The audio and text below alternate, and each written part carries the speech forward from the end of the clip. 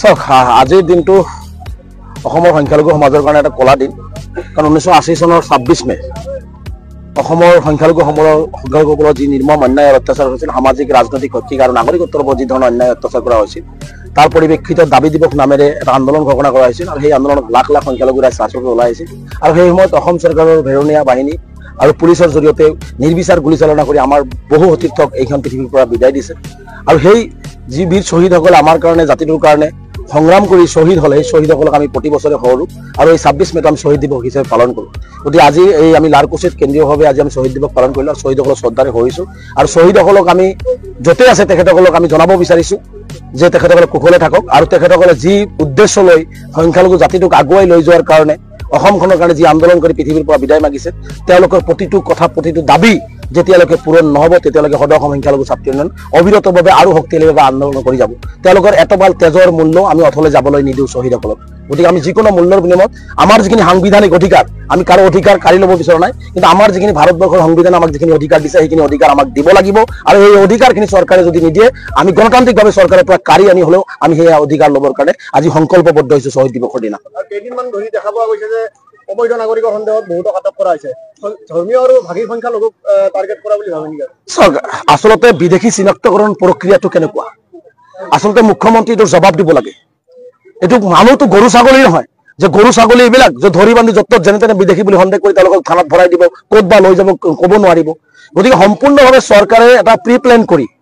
গৃহ বিভাগে এটা নোটিছ জাৰি কৰিছে সেই নোটিছৰ আধাৰত আজি মুখ্যমন্ত্ৰীয়ে একপক্ষীয়ভাৱে তেওঁৰ ভোট বেংক সুৰক্ষিত কৰিবৰ কাৰণে তেওঁ কাৰোবাক সন্তুষ্ট কৰিবৰ কাৰণে ধৰ্মীয় আৰু ভাষিক সংখ্যালঘুসকলক টাৰ্গেট কৰিছে মুখ্যমন্ত্ৰীয়ে ভালকে জানে যে অসমত এনআৰচি হৈছে অসমত এনআৰচিত এতিয়া 19 লাখ মানুহৰ নাম বাদ পৰিছে আবেদন কৰিছে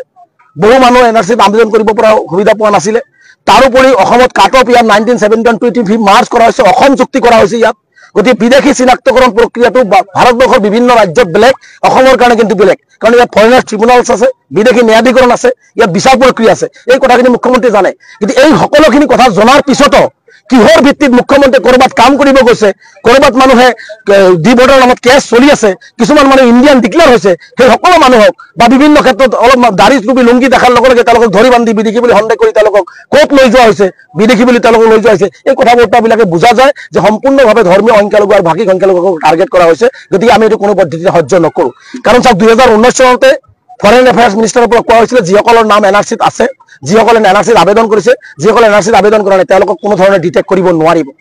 গতিকে যিসকলক কেছ চলি আছে ডিভোটৰ নামত সেইসকলক কোনো ধৰণৰ তেওঁলোকে ধৰিব নোৱাৰে যিসকলে ইতিমধ্যে